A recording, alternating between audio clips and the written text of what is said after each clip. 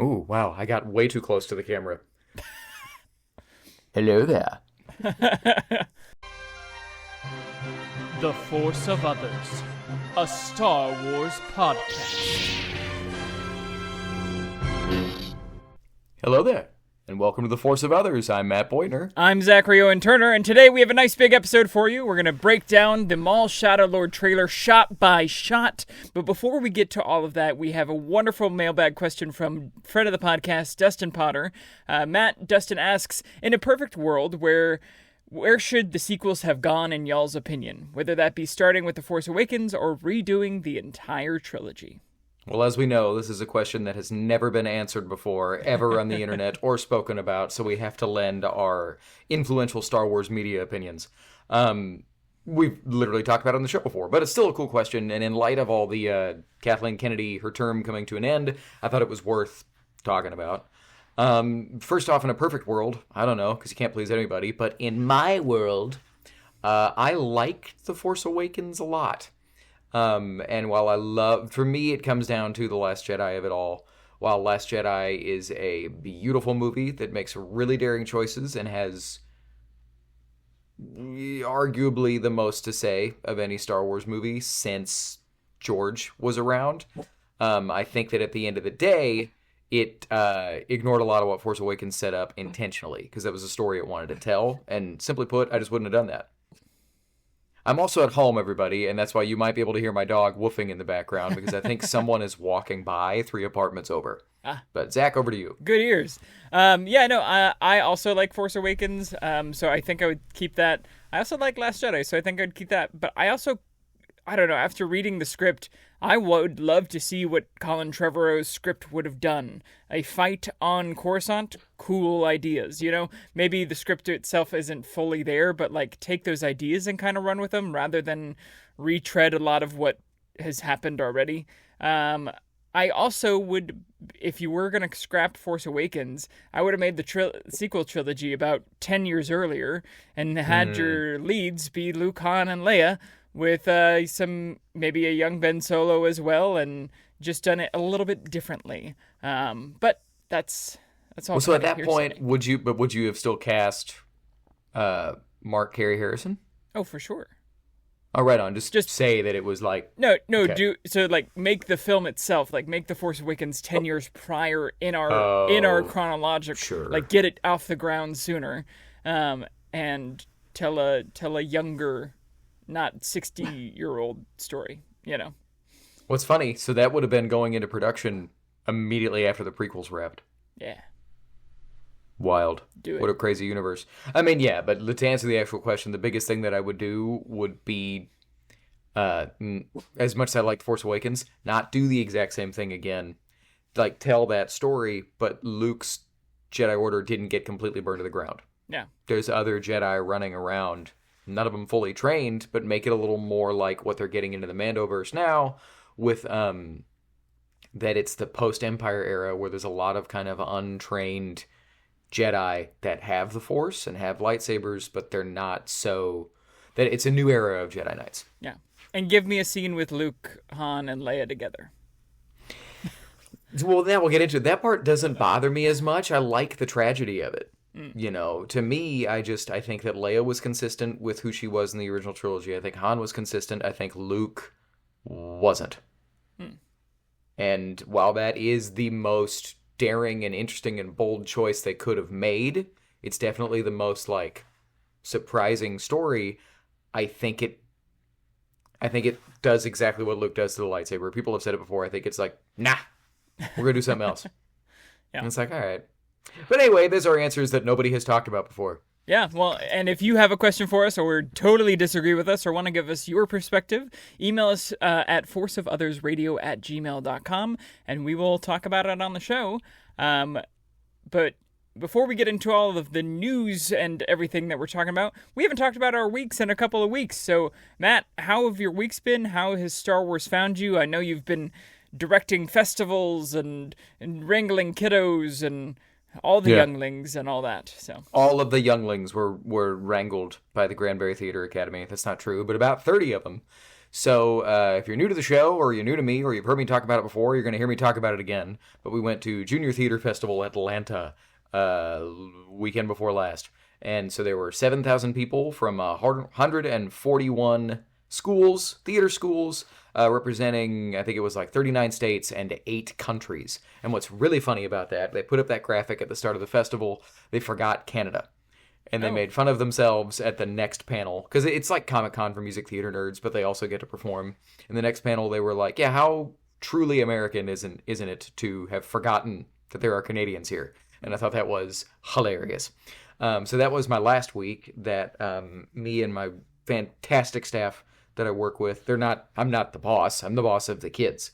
But we got 61 people to and from Atlanta. But anywho, so that was my work week, and as for this past week, I have been snowed in almost completely. Everybody likes to make fun of Texas and our inability to handle the weather, and you're right, but what's different about this part of the country is we don't get snow, we get black ice that's this thick, and it's been below freezing for like 4 days now. Yeah. So it's not that we don't know how to drive on ice, a lot of us don't, but there is no infrastructure to make the ice go away. There just isn't, because we get it once a year for 2 or 3 days at most. And it's not snow, it's ice. And you can't see it until you're sliding around on it. So I have been snowed in, and that is why I sound like this. And if I sound terrible, I apologize, and I promise I will not sound like this normally. But my microphone is at work because I'm dumb, and I forgot it. Yeah. But Not done. Just forgot it. Thanks. That's my personal week. We'll get into the week that the world has had here in a minute. But Zach, how was your personal week before we get into our Star Wars adventures? Yeah, week was good. Past 2 weeks have been good. It is very cold here up in the city. It is snowing. We went out in it yesterday and the day before, just to like see. We're like, oh, we'll go and like see if it's fun out. It wasn't fun. There's a store across the street, and there was a car trying to get in, and they just stuck and weren't doing the right thing. And so Kai was like, throw on your jacket, we're gonna go help him. And so we run out. And she's like, crank it to the left, because he wasn't like cranking the wheel to the side enough to like get free. And he did, and was free. I'm like 10 feet behind, because I was like, I gotta put on my jacket, and she just ran. I was like, hold on. And so, but it was fun. It felt like you were on Hoth. I mean, really, like truly, like there are like snow dunes now, especially because of Mom Donnie had all of the garbage trucks turned into snowplows, and they were running 12 hours. Like 12-hour shifts, like really, really amazing work. Shout out to all of our public service people. But it like now there are like snow dunes that are like 6 feet tall on the side of the road. It's crazy. But yeah, been nice and toasty inside. As far as we haven't done how Star Wars found us, but yeah, we'll get into that after we get into all this. And besides that, just dealing with all of this. So, Matt, do you want to take the lead, or? I mean, we have been, to this point, a very apolitical, middle-of-the-ground podcast. I am not about to take one side, but we're going to talk about the ICE killings that have happened. It is January 27th, 2026 at the time of recording. I'm not about to try and teach anybody anything. I am not about to try and pound the table and say that I am right and everyone else is wrong. But when people are being murdered in the street by government officials, or government agents, to this point, free of any real due process, we have a tiny, tiny, tiny platform, but I want to use that platform to talk for a second, because I do think that these nerdy fictional franchises that we involve ourselves in, and that if you're listening to this show you probably like, they have messages about this. In my opinion, they have messages about this exact type of thing. And I will have shared, and/or quotes on the show, and it's very transparent what I'm talking about. Now, the biggest sentiment that I'm seeing from creators like us and creators much bigger is, to quote V for Vendetta, people should not be afraid of their governments. Governments should be afraid of their people. My issue with that sentiment is this. As Star Wars fans, as cheesy as it is, we know that fear is the path to the dark side. And so if your end goal is to inspire fear in those you disagree with, even when they are doing abject evil, in my opinion, that is a Sith thing to do. That is a villain thing to do. That is the wrong thing to do. You cannot overcome evil with evil. Evil begets evil. Always. It's a cyclical cycle for all of human history that has never changed. Right? Same as the play-by-play for fascism. And you can Google that. You can read it. We are doing lots of things right now in America that have happened in basically every totalitarian fascist government move in human history. Mm-hmm. And I'm a theater guy. I don't know nothing about nothing, but this is just I have a very limited understanding of history, but you can see a lot of what's happening over and over and over again in different places, and that's how it goes. So whether or not you agree with what's happening, that is taking place. But to my point, that, governments should be afraid of their people, not people afraid of their governments. I think that is not necessarily the right way to go, because to get Star Wars about it from one of my least favorite Star Wars movies, that's how we're going to win, not by fighting what we hate, but by saving what we love. I think that your focus in dark times like this does not need to be on open insurrection, does not need to be on hatred and fighting violence with violence. I think it needs to be on organization and on listening as much as talking and on finding the nuance and on doing everything that you can do to get organized, to be there for the people that need you and the people that you want to protect, more than being in open rebellion against those that you hate. That's my take on the whole thing.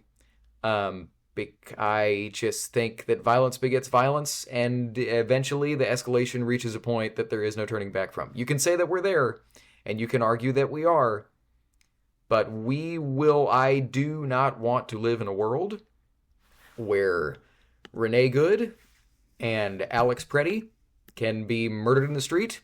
Same as I don't want to live in a world where Charlie Kirk can be murdered for having opinions that I vehemently disagree with, and that I think was openly misconstruing his source material to fit his agenda. But I don't think that deserved a assassination. I don't.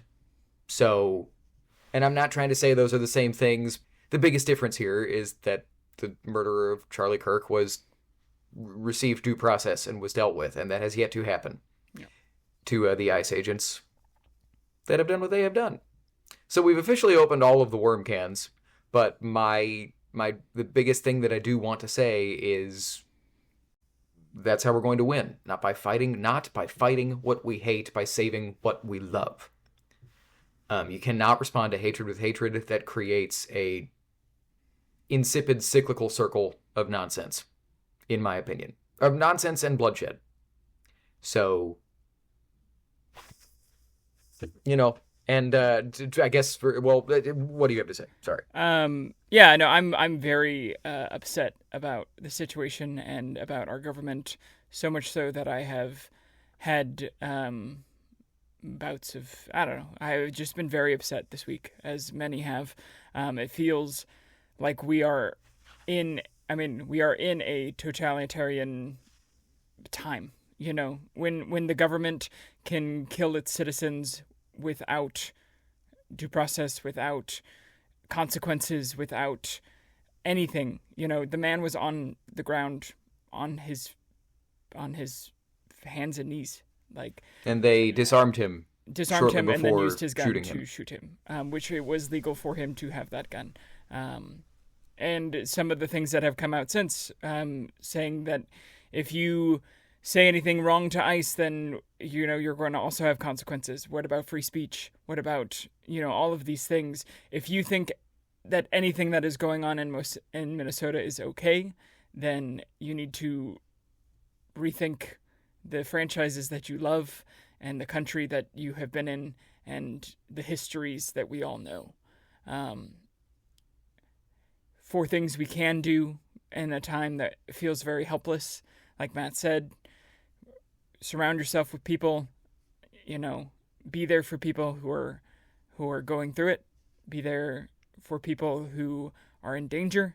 Don't shut up. Don't, get out, use your rights. in any way that you can, and to be there for those around you. Alex Preddy died a hero trying to save a woman from getting pepper sprayed. You know, from getting bear sprayed. Yeah, bear sprayed. Yeah, and, which is pretty much the same thing, but also not. And just like not even that. If not even just the American citizens, though, too, the immigrants that we don't know how many have died or been killed, or in the detention centers in Texas, you know, the children that are being held in detention centers in Texas. If you were like, well, Biden did this, Biden did that, it doesn't matter. It's all bad. All bad. No matter what. No matter what, apolitical. It's apolitical. Children or beings being put into centers and not fed, not, you know, screaming, and it's just where has our human decency gone? Where has our care for human beings gone? You know. Yeah. But. Yeah, I mean, this is the most, I guess, serious version of this that I could say, but talk about it in the comments below. Since it's such a stupid YouTube thing to say about a very not YouTube, very not Star Wars podcast topic. But, hey man, you know, if you aren't applying... All the time people tell me, you care too much about Star Wars. You think about this stuff too much. It's like, yeah, I care about it. I don't just watch it for pew-pew. I don't just watch it for explosions and laser swords. I do try to learn things from the silly franchise about space wizards, but about overcoming dictatorships. The message of Andor, to keep it in the Star Wars world, is that eventually the only way to resist tyrannical governments is through armed insurrection. They've said that many times, that it's the only way. I don't know that that's true. I just don't know that that's true. I think there's too many instances of different types of resistance. That those are the most famous, right? At the end of the day, you got to do everything that you absolutely possibly can to make the world better than it started, or better than it was before you started acting, is what I'm trying to say. I found a quote recently. You will come alive where your deepest gladness and the world's deepest hunger meet. That's what you need to do. But fear is the path to the dark side. And what I mean by that, when I say that over and over and over again, I'm not saying to be afraid is to be wrong or to be evil. I'm saying to act out of fear. To indulge in that. To let that be what motivates you is not good. That is when you make... That's when you shoot people in the street. Honestly. So... again, all the worms are now crawling around my floor because all the cans have been exploded open. But you've got to engage on a deeper level with the media that you consume than just to watch laser swords and ray guns. Yeah. Apply it to your life, learn things. But I'm not trying to teach anybody anything, man. I need to talk about this. And if you need a space to talk about it, if you are feeling unsafe or need to vent or need to, I don't know, you know, we are here. Email us, forceofothersradio@gmail.com. We will, I know it sounds stupid, but like, if you need a place to talk, if you need a place to feel safe, if you are in a town, state, country that you don't feel safe in, and need someone to talk to and you don't have anyone to talk to, email us. We'll be here for you. And, I mean, yeah, screw it. I am going to say this. I'm the son of a police officer. Please don't think that I do not understand the gray area in when government agents act in a way that results in someone's death. I'm not going to speak for my father. I'm not going to speak for anybody, but a lot of y'all watching don't know me right now or listening. Don't think that I'm coming at this without wild, massive degrees of nuance. But to say that this isn't different, these two situations, is a wild thing to say to me. Maybe I'm wrong. I don't know. But it deserves a deeper look into what's going on than just watching what the news that you watch says, or the people that you follow on social media say, and entrenching yourself in an echo chamber. So, anyway, Zach, how was your Star Wars week? To bring some light back in, some hope, Star Wars found me a lot. I had a really wonderful conversation at work. Some people were talking. They're like, "What?" One of my managers was like, "What is the name of the guy who runs Cloud City?" And I was like, "Oh, that's Lando Calrissian, the administrator of Cloud City." And I got to gush about how I got to meet him, which is kind of over Matt's left shoulder. Baby Zach. Got to remember Billy D being Father Christmas and singing, "Oh Billy D, how lovely is your loveliness." Have you seen that? It's a great commercial if you haven't. So got some laughter and joy that way. I got a new microphone, so if I sound different, that has been really good for me, and hopefully can make some more Star Wars things happen with it. It's been a good Star Wars week. There's been a lot of Star Wars media come out. I just shared on our story. It won't be here by the time you listen, but look it up. Game Changer did a really fun name this Star Wars character, and they brought out an espresso machine, and they named it R2 Decaf, which is hilarious. Yeah. So that came out. Seeing people play lightsabers in the snow this week. Just it's so funny how snow in the collective media now, collective minds of the universe people go, "Oh yeah, AT-AT's on Hoth," Dustin Potter, shout out, commented, he's like, your Tauntaun will never get past the first marker. And I said, "Oh, nice pull." And then I put in quotes, "and I'll see you in hell." Because that's what Han says. He's really mean to that guy. I'll see you in hell. Yeah. I love on it's either Robot Chicken or Family Guy. One of the guy goes, "Well, that was just mean," in response to that. But yeah, unbelievable. Well, and watched a lot of Star Wars this week while I've been cooped up, but the biggest way that it found me was a real-world story that you and I have heard some of. Omid Abtahi, the actor that played Dr. Pershing on The Mandalorian stuff, he was on a podcast recently that Iman Asfandi hosts. He's the actor that plays Ezra in live action. Fantastic podcast called The Keepers of the Fire podcast. Ooh. If you are at all into I guess just awareness, and as silly as it sounds, being spiritual, but being open to discussing the deeper things in life, fireside, along with different spiritual traditions throughout human history. Check out the Keepers of the Fire podcast. It is one of the more relaxing podcasts you'll ever listen to. They take stoke breaks. Cool. They're like, okay, it sounds like a good time for a stoke break, and you just hear the fire crackling for a couple minutes, and then they come back and get into whatever they're talking about. It's very, very chill. But stoke the fire. I was thinking. Yeah. Oh, well, they don't say that's what it is, but they have yet to do that on camera in a way that I have seen. But they're stoking the fire. But it's very much about just being open and telling stories from your life, fireside.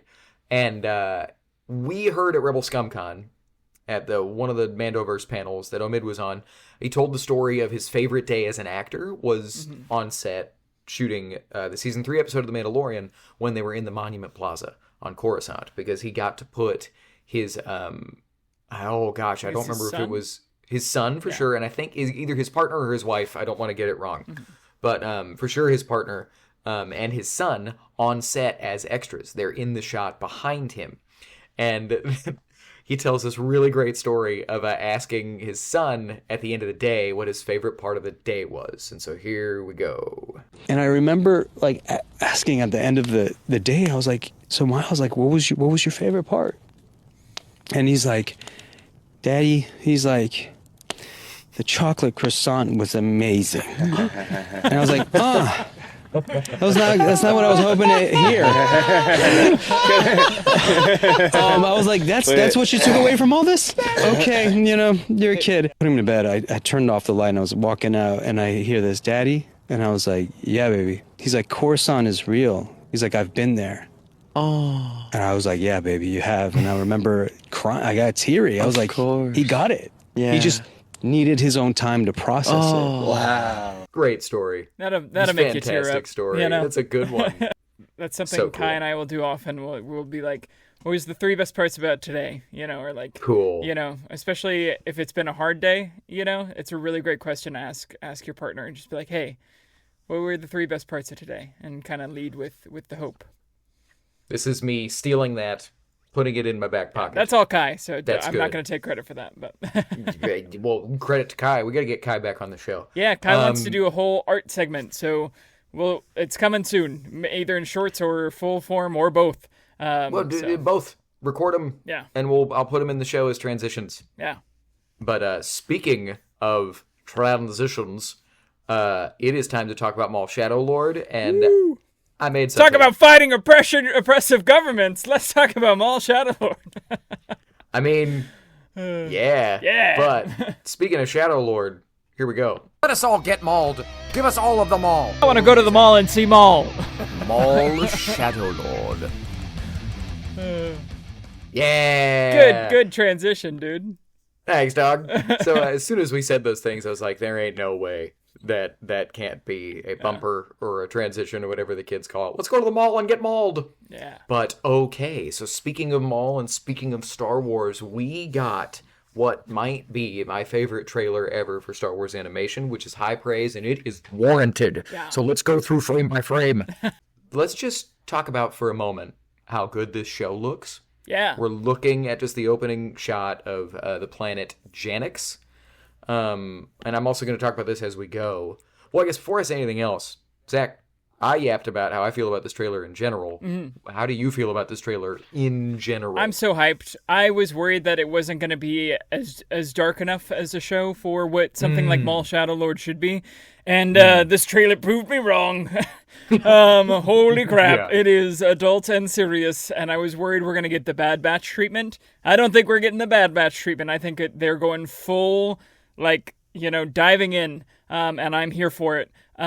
This opening shot, though, I got to say, I think it was it Dustin or Rocky? One of the two pointed out to me through the comments section of one of our videos that the backgrounds are painted.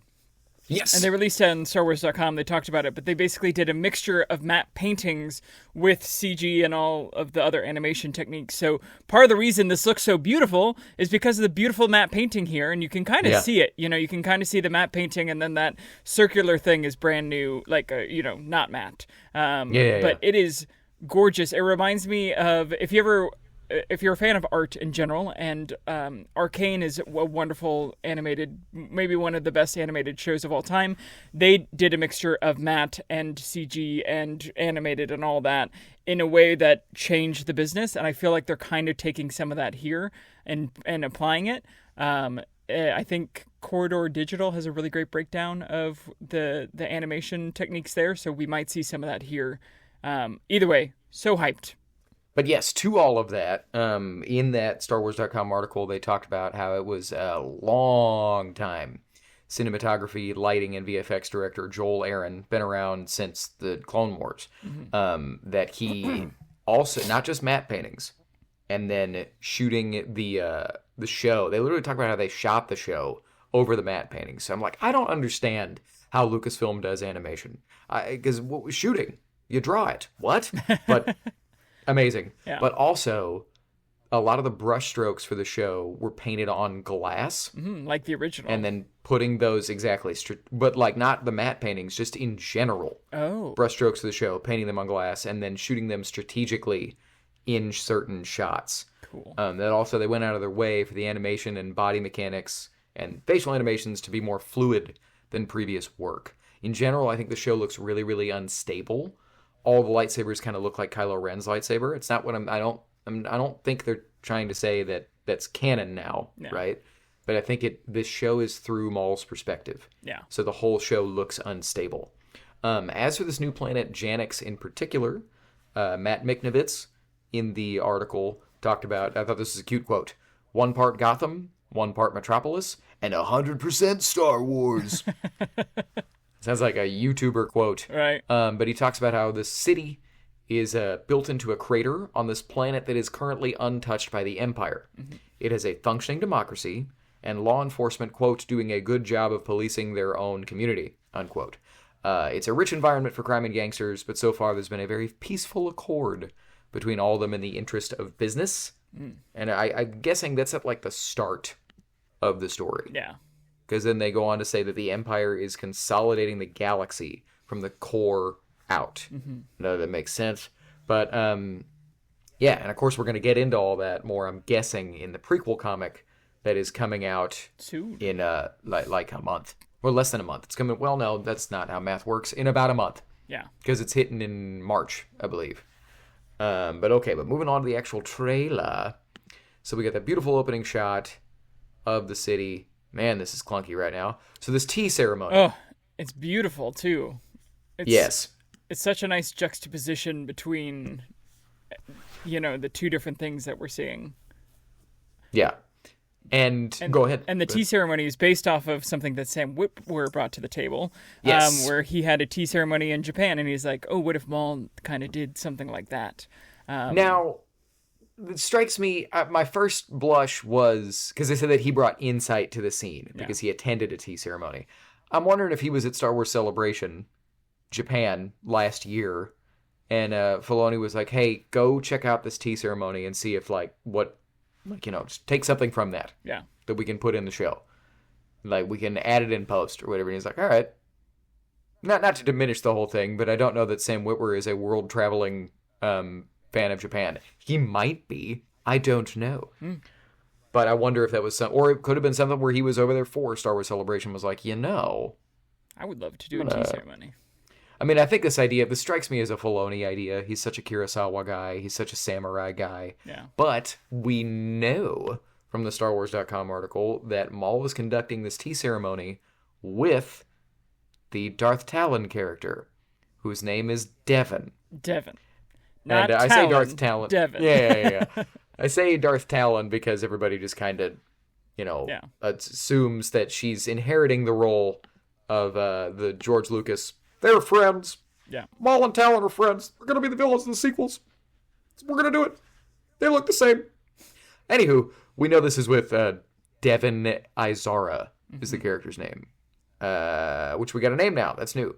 But moving on in the trailer again. So here we have 5 people, Adam West Batmaning their way down a building.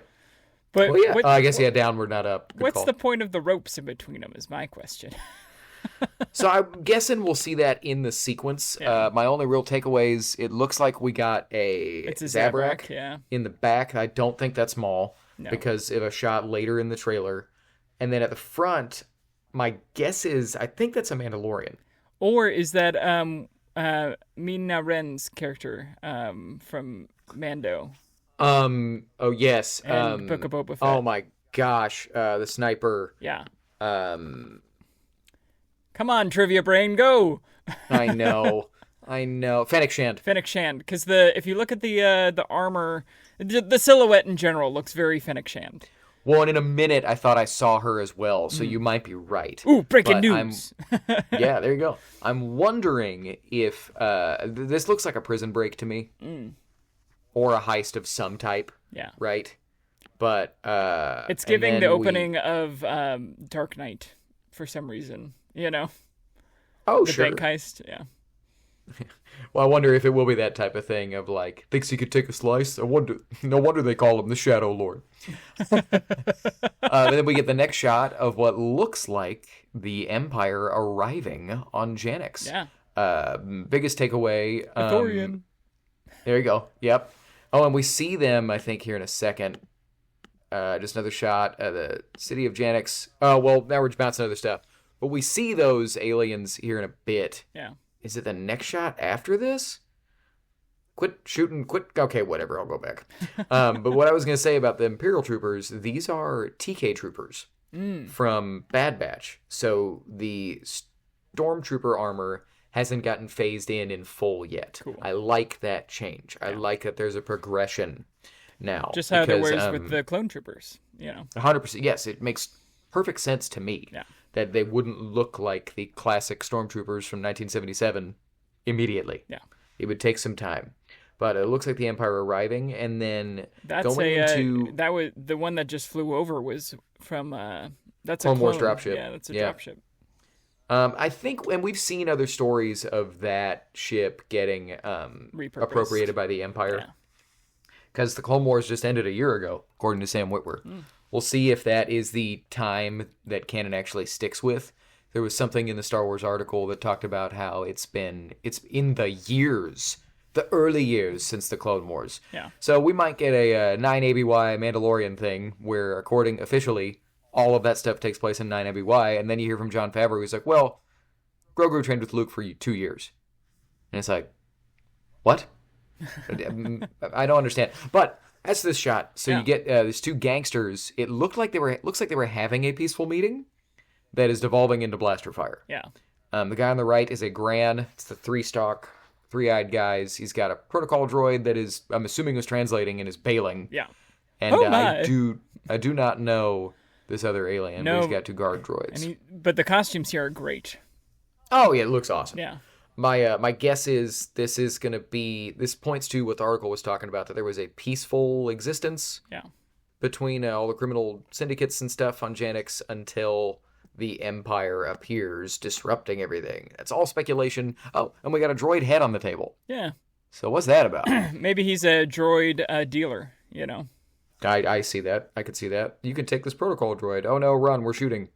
Back to the T. I love that lamp. And so for Maul, that is really cool. The lighting is, well, and they talked about how they were doing new things with the lighting.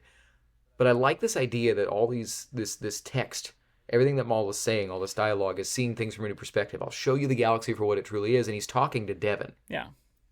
So, and the lightsabers are always on the table, right next to him. If you look. So good call. It's a speak calmly but carry a big stick. He's like, I'm going to do a great little tea ceremony for you. Also, there's a weapon here I can kill you with. Which is, again, the George Lucas's first meeting with Dave Filoni, the job interview. Mm-hmm. The first thing he said was explaining things. He said the way Jedi would do a negotiation, they would sit down at the table, set their lightsaber on the table. Yeah. It's the first thing they do.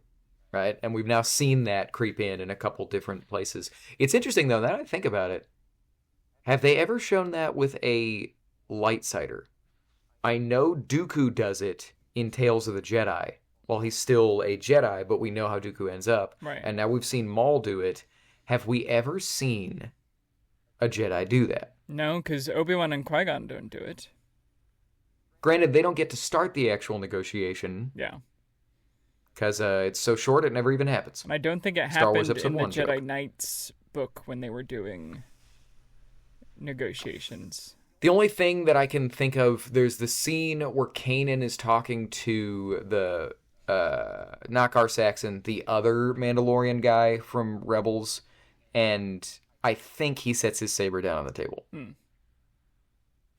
Whatever. Yeah. I'll look that up, and I'll put the answer in the doobly-doo below, or in front of my face. But it's interesting. It might be, I wonder if it's Dave just evolving what George showed him and saying, well, yeah, that makes sense, but it's a very aggressive, dark-sidey thing to do. Yeah. So while Jedi might have done that, I'm not going to show them and portray them in a heroic light as they do that, because I think that sends the wrong message. Does that make sense? Yeah. I pulled that out of my butt on the fly. But either way, the point is, it looks like it is Maul starting to manipulate. So we got some pikes. Pikes. Yeah, I didn't catch that the first time we watched. Yeah. But those are full-on Pike agents. Yeah, which makes sense because at one point Maul was the leader of the Pikes, the Black Sun, and one other one that I can't remember. Pikes, Black Sun, and the Hutts. He took control of the entire criminal underworld. Yeah.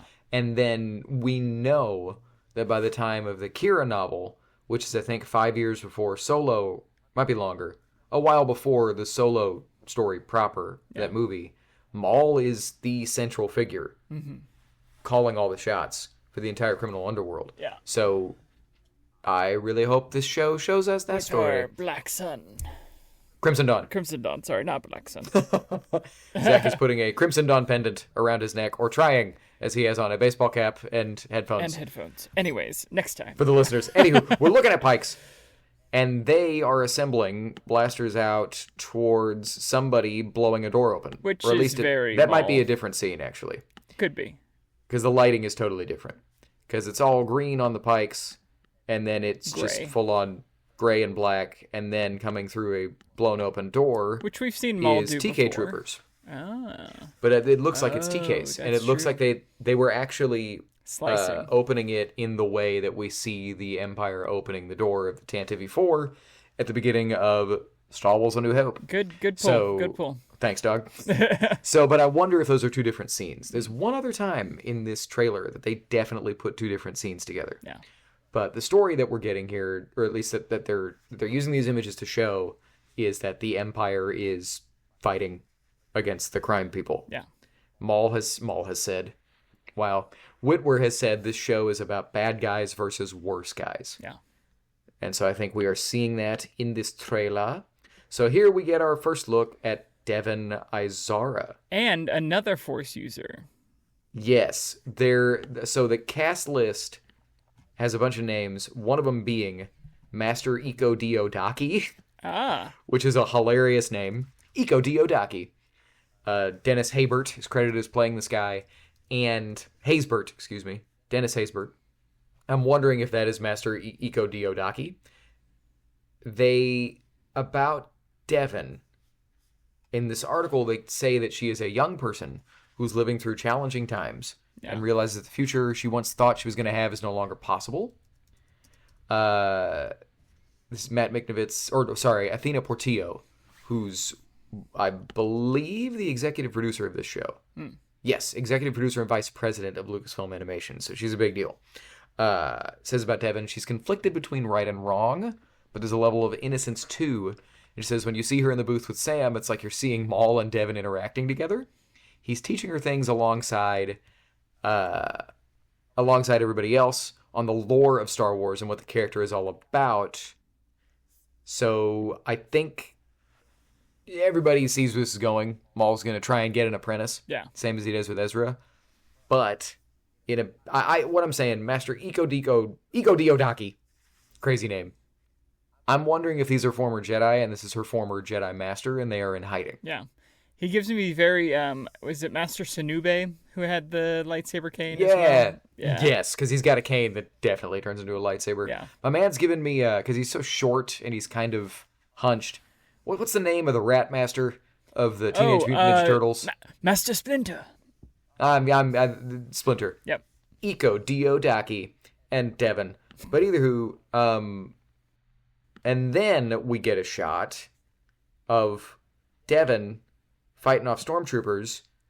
Immediately behind her is another new character. That's Brander Lawson. That's the cop. Yeah. So I think she's going to start working with him, working with the law enforcement. And I'm wondering if we're going to see her get pulled in by Maul. Mm-hmm. And I wonder what it's going to be. You have to fight fire with fire. Yeah. You know, I mean, he's going to say you have to fight it with hatred, right? But I went through this trailer a little bit this morning, and I saw that is Brander Lawson. Yeah. He's like a sheriff detective guy, and him and his sidekick, Two Boots, which I don't know that we see the droid Two Boots in this trailer. They're going to be in the comic leading up to this. Yeah. Maybe Two Boots dies. I don't know. But I've yapped a lot. Do you have anything about that? Or No, did you say I didn't catch that was the thing until we paused it. So now this other cat with him, no clue. Maybe he dies because I have not seen him before or since. But yeah, she is fighting TK troopers coming out of a Clone Wars dropship and protecting Brander Lawson as he runs away. Cool. Nightland, there's some Brander Lawson walking through the Gen X Night. Oh, yeah, good. I don't know how I didn't notice that there's a lightsaber sitting next to Maul's T. You get a close-up on it. And it's also the one that was originally designed to be... the design originally was for Asajj Ventress. These were supposed to be cool. Ventress's lightsabers. and then those episodes didn't happen, and so they turned one of those lightsabers into half of Maul's double saber in the Mandalorian War on Mandalore arc. So that's a little lore behind that lightsaber. Didn't know that. That's awesome. Yeah. Fantastic pull. Well done. Maul says, I invite you to look more closely. And then we get somebody, looks like Brander Lawson, walking up on a wanted poster of Darth Maul. Maul. Yeah. So they didn't have Yeah. a better picture. well, he is a Shadow Lord. Palpatine wasn't like, click, ever. Like, Palpatine doesn't have a picture of his apprentice ever. Well, not that he would want to release it. Yeah. You know what I mean? Because then it would be going, well, how do you have that? but yeah, but again, he's a Shadow Lord. Okay. But all right, Some moving on. We cop get car. a flaming ship. Yeah. Cop car flying through the streets of Janix, and then we get some cops with guns pointed at somebody off screen. We see who that is in a second, but behind them enters Darth Maul. No, Darth no more. He's just Maul. Yeah, it's true, just Maul. And so here we go. Yeah. So it looks like the cops had cornered Rook Kost, who is the Mando. Yeah, good catch. Lady Mando. Yeah, to be fair, I think I saw this It's a somewhere death else. watch behind her, too. And yeah, so it's two Mandos that served Maul in season 7 of the Clone Wars and in the Son of Dathomir comic. Canon recommendation for the week. Yeah. You've probably seen The Siege of Mandalore. Go look up Son of Dathomir. That comic's so fun. Also, these are the same people that we just saw repelling, because there's that same Zabrak. Exactly. So maybe it's not exactly, Fennec, it's that maybe same it's Zabrak. her. Yeah. Yeah. Maybe it is Rookcast. It was funny, but earlier I had paused this and going and looking at that Zabrak because he's got some kind of mask on the lower half of his face. I thought that might be Fennec Shand. It's not. It's the Zabrak. Gotcha. Dude's pretty swole. But so I'm wondering if this is the opening sequence or one of the or like the end of the first episode that there's some type of heist. It looks like they have a slab. They have a droid on a slab. So maybe they do rip off that droid maker, crime people, and then the cops corner him, and Maul shows up to kill these well-meaning policemen. Yeah. Who knows? But Double yeah, saber. just a great shot of Darth Maul, just deflecting all of the bolts back Yeah. and descending upon them. I'm sure it works out for everybody. Ooh, this Then shot is here- so good. Might be my favorite shot of the trailer. So you have Devon backed up against a wall, a red spotlight on her, and Maul's horns Shadow. kind of shadowed on her face, almost like a hand reaching up and just kind of, frankly taking her. Yeah. She does not look happy about it, but she also doesn't look. She calls him. She knows his name. Calls him Maul, but she doesn't look scared necessarily. It's more like she's putting it together. Yeah. I hope we get the first episode hunting for him. Mm-hmm. Like they're looking for him, right? Then you get glory shot of Maul. Creators of the Clone Wars checks out. My guess is that is an exterior shot of Janix. Probably. And the Empire arriving above this planet, this city in a crater. Yeah. Hilarious bit that I have to point out. We have all been made to suffer. Of course, one of C-3PO's lines from Star Wars Episode 4. We appear to have been made to suffer. It's our lot in life. And I love that you're taking this silly, annoying, whiny 3PO line and making it this really metal thing that Darth Maul says. Yeah. And this is to Rook, it looks like. Yes. Probably Yes. right after killing the cop. Yeah. Yeah.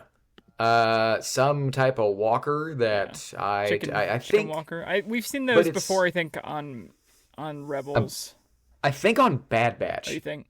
Because this is the one, I don't know what it's called. This has the open window with cannons coming out of that as well, and I think this was like one of the earliest variants Yeah. of the Chicken Walker. Okay, so here is the shot from earlier Yeah. of where they were looking at the stormtroopers. The shadow that's falling over them, the trailer edits it to make it look like it's that walker. I think that's the Star Destroyer coming over the city. Yeah. But we got an Ithorian, a human, two of the people in masks, probably so they didn't have to animate the faces. And I don't know these Oh, they're- Y-headed aliens. Yeah, they're I they're can't think of what they're not called. ET, but They got big ol' eyes, and their heads are in a Y shape. Yep. I can't think of it. I was gonna say I got nothing. If I could pull it, but nope. If you know, tell us. Yeah. If you know, tell us. But yeah, and then you get the walker firing on somebody, and now you got Devon, what looks like imprisoned. Yep. But there's a red light all around her. Got to be the same scene with Maul's horns around her. So then you get this quick shot. Yeah, the frog Jedi man deflecting blaster bolts with a lightsaber. Now, I don't think there's another shot with him holding a lightsaber. Yeah. So I'm wondering if this one that then Devon has in this next shot, as she's pulling the pilot out of this craft and she's cutting it open with her lightsaber, I wonder if that's the same saber.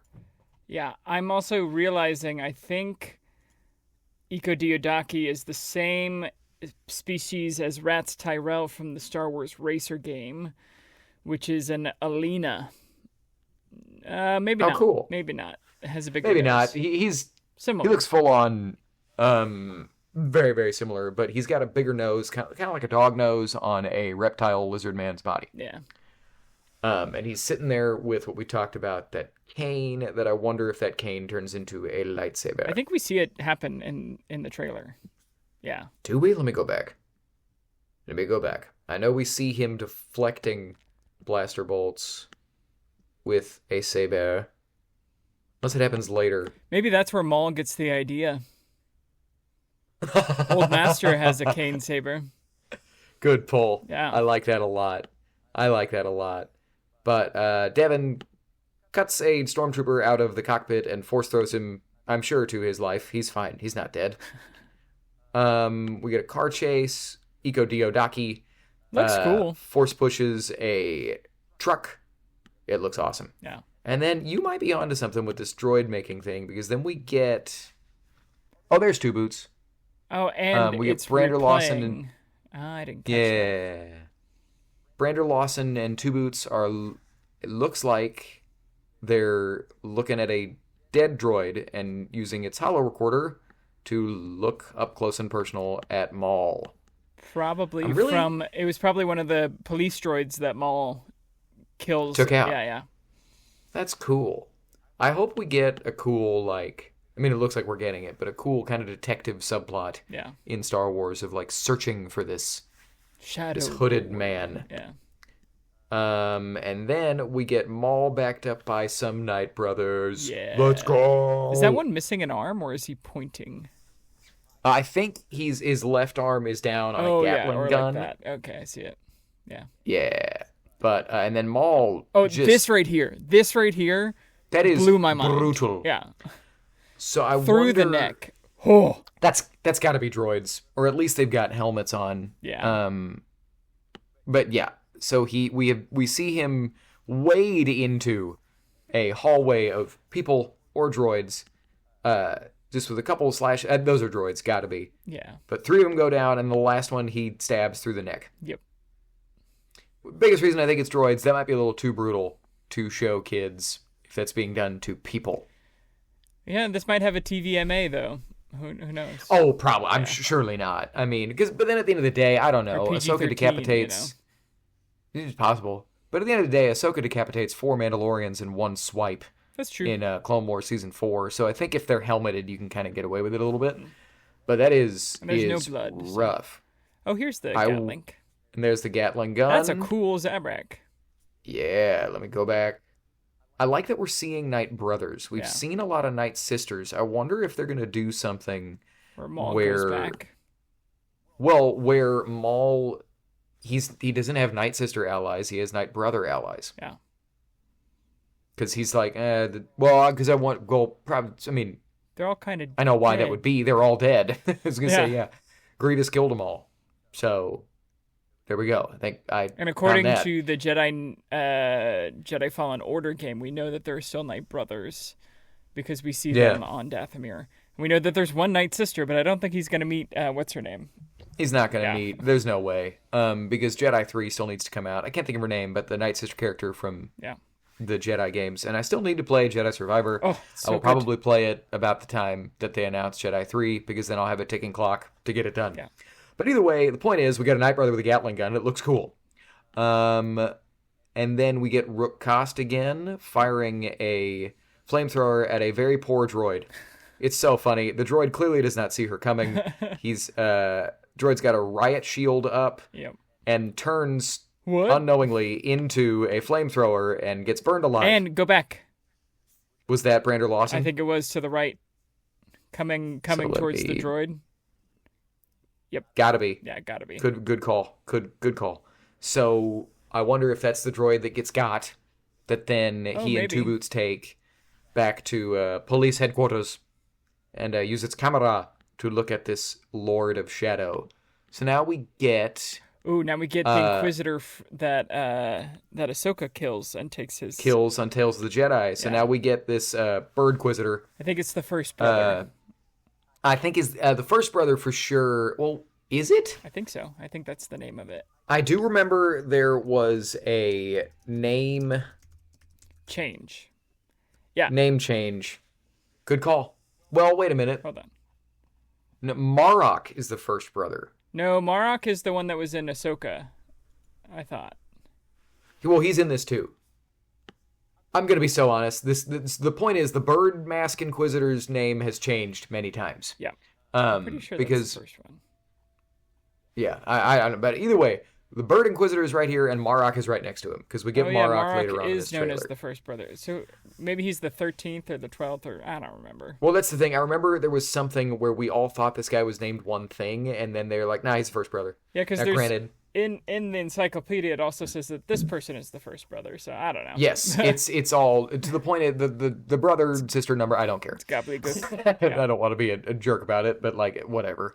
I also know that Filoni doesn't really try to keep up with it. He's going the George route of it all. Yeah. But the point is, you got the Bird Inquisitor mask guy that Ahsoka one move takes out in Tales of the Jedi, and Marok, who Ahsoka also kills on the Ahsoka show. But he also might have already been dead at that point. We'll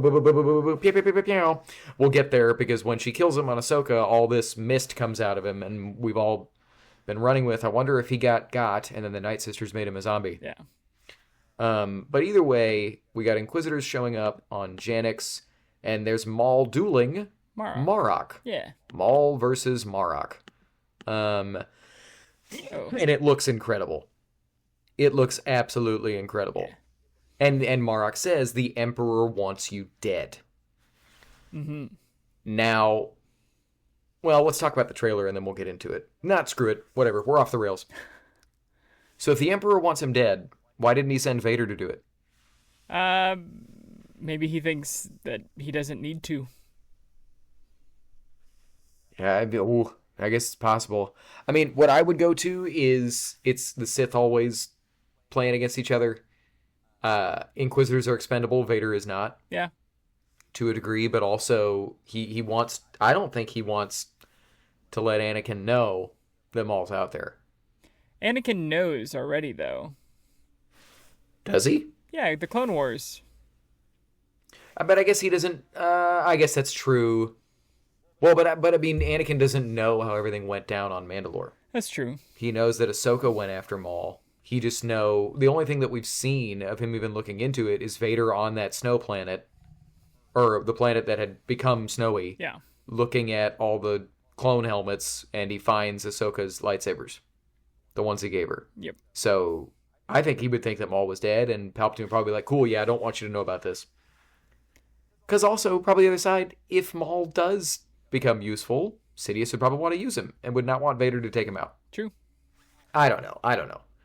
But, all that to say, do you think Vader's going to show up? No, well, maybe, because they might do the fan servicey thing of Maul versus Vader that everyone has ever wanted to see. Yeah. So maybe he takes out some Inquisitors, but we also know that at least one of these Inquisitors lives. Yeah, true. So, I don't know. Maybe it's like, you failed, I'll go and take care of it myself. And Maul, is a rat and sneaks away type thing. Yeah. The biggest reason, not just the fan service, the biggest reason I would want to see this isn't just the fan service, Maul and Vader fighting each other, but Maul, you could do it where they never meet. Yeah. But Maul knows who Vader is on Rebels. He is afraid of him, and he doesn't want to mess around. He dips as soon as he realizes Vader is showing up.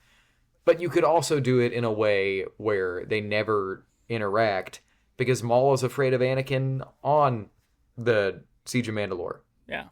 In Clone Wars. It's the whole reason that he's trying to recruit Ahsoka. I can't defeat Vader alone. Mm-hmm. You could see it going either way. Anyway, as for what we're watching, it looks really cool. Maul moving towards Marok, some starfighters flying in, Some shadowy hooded business. Maul looking creepy, Devin flying a ship, Brander Lawson shooting at... That's a So clone. he's shooting... Or a TK trooper. Yeah. So he's shooting at the ship that looks like that one or one like it. Devin will jump onto and cut that pilot out. So I wonder if that's all the same sequence. I think a lot of these shots are from the first episode too, That's usually the way they do it. which I To hope number is one. the case. Well, probably the first two, because we'll get into the release schedule in a minute. But they like to hold things back as long as possible can. Also, this stuff is completely done. Yeah. But so we get this really wild blaster shootout on a bridge. And then Maul, this was the part that you and I in our trailer watched, just freaked out. Maul throwing his lightsaber and throws it through three TK troopers, boomerangs it back to himself, directly back into a duel with Marok. Yeah. This is edited to look like he kills Marok, but you see him swinging the lightsaber towards Marok, and then I think, look closely at the armor here. Mm-hmm. This next shot of him bringing the lightsaber through someone, the armor is different. Oh, is it? The armor is different. Because that guy, he's got a belt and shoulder pads, but he doesn't have the full torso armor that Marok does. Yeah. So I think they've just edited it. He may very well kill Marok on this show and make him into a zombie, but I think that's somebody else. Yeah, I think you're correct. I'm not the first person to point that out. I'm just picking it up as I'm putting it down. You get a glory shot of Maul having just committed Molly murder. And then Maul Shadow Lord coming April 6th. We went through to a very granular degree, but Zach, do you have anything else to say about this trailer? No, it looks great. It got me so hyped. I hope that these are only shots from the first two episodes that we'll release together on April 6th. We're going to get 2 episode drops all the way up until May 4th. So, which is wild. So yeah, crazy. So how do you feel about the length being only 10 episodes? Does that bother you? Or are you excited? How do you feel about that? I am always... So I think the detriment of the Bad Batch that it was that it had too many episodes, because half of them became filler. If you give me 10 episodes of packed, beautiful... even if they're only 30 minutes, right? That's an hour... That's 5 hours of Star Wars. And that's basically 2 movies, if you kind of look at it that way. So if you make 2 really good movies, then I'm here for it. If it's 10 episodes and 5 of them are filler and I don't care, again, then whatever. I don't think an episode length is a bad thing. As long as the story that they're trying to tell is told well. People will complain about a 8-episode thing, but then not complain about a 2-hour movie. So it's like, if you tell it the right way, it can be good no matter what. So... Love that. Great take. Well, and to it being told the right way, one of the things I'm most excited about that I wouldn't have known had I not read this StarWars.com article is that this is a serialized approach story. Mm-hmm. This is not episodic adventures. This is one big story told over 10 episodes. The show is very connected all the way through, says supervising director Brad Rao, and it's a super fast-paced series, says Matt Miknovitz, writer of the Pong Krell arc and other Clone Wars stuff going back to those days. And he's also an executive producer. He says, we wanted to create an action-packed thrill ride, something that had the rush of a roller coaster. So we do a lot of homages to the classic serials of the day, which gave George Lucas the inspiration for Star Wars. And we've got the perfect character to drive us through this in Maul. That sounds awesome. Yeah. All of that sounds awesome. it's also telling me that I need to get around to watching the Buck Rogers and, oh my gosh, Flash Gordon stuff that I never have seen. Yeah. I'm sure it's horribly dated, but, you know, I've been putting it off for most of my life, but I should probably just watch it. Same way that I am currently rewatching Star Trek The Next Generation when I have time, because I feel like I'm doing my nerdy diligence, even when they're bad. But one last thing. Well, two last things. So this show comes out on Mondays. Yeah. Which is great for us. Yeah. Because we record Tuesday mornings. So this will be complete opposite of Andor. We will be able to watch it every Monday evening. Yeah. And then we'll record it, our reactions the next morning and get it out. Yeah. Immediately. So we'll actually be real-time Star Wars media people for maybe the only time.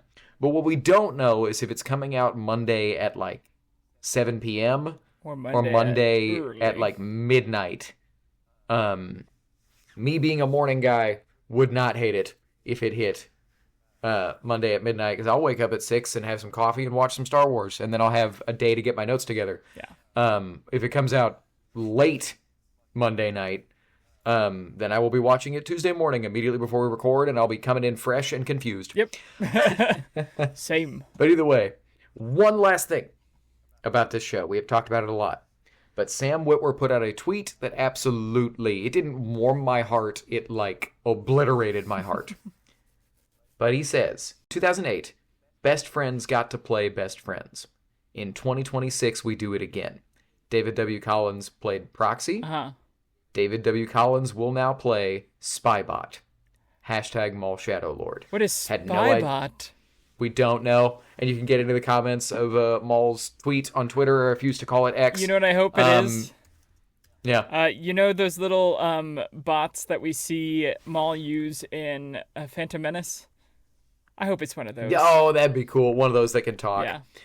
When he goes on to say in comments, like, y'all aren't ready, Spybot is crazy. Yeah. I'm sure he's not a Proxy clone, but they probably just had the idea. And I saw somebody said something about Dave Filoni should do whatever, blah, blah, blah, blah. And Sam said Dave Filoni cast David Collins in this role.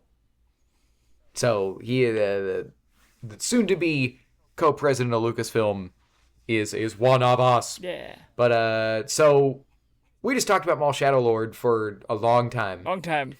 We're excited for Shadow Lord. Mm-hmm. I can't wait. It is, to hear that it's going to be a serialized, fast-paced adventure show, everything I ever could have wanted. Zach, let the people know how they can get involved with what they just watched or listened to. Yeah, if you want to let us know what your thoughts or need a space to talk, forceofothersradio@gmail.com, or comment in the comments. We will we are active in our comment section, and we would love to interact with you, and we will have more videos coming your way. We've been ramping up our shorts, so we'll see if we can keep up at that pace. Yeah, well, you know, I'm going to keep up with it when I can keep up with Same. it. There are going to be times of the year that I can't. July, I'm going to exist less than I usually do, as I will be directing 3 shows at the same time. Nice. We'll see if I lose all my hair and lose 2 more inches of height. Knock on wood. But stress does that. So anyway, you know, sorry that I had a awkward transition out of the real life stuff back into the silly pew-pew fun stuff. But, hey, man, when I say that we're not the force of others, you are. I've said it before. I want this silly little podcast not just to be a silly little podcast talking about Star Wars. It is a call to action. It is a call to be in your community. It is a call to be in your life. It is a call to pull things from this franchise and apply them to your life. Be good people. Yeah. Take care of each other. Mm-hmm. And that's how we're going to win. Not by fighting what we hate, but by saving what we love, and by doing that together. You will find your purpose where your deepest gladness and the deepest hunger of the world meet. Mm-hmm. Period. That's the end of that sentence. So all that to say, remember, we are not the force of others. You are, and the force of others will be with you. Always. Maul Shadow Lord! The Force of Others, a Star Wars podcast.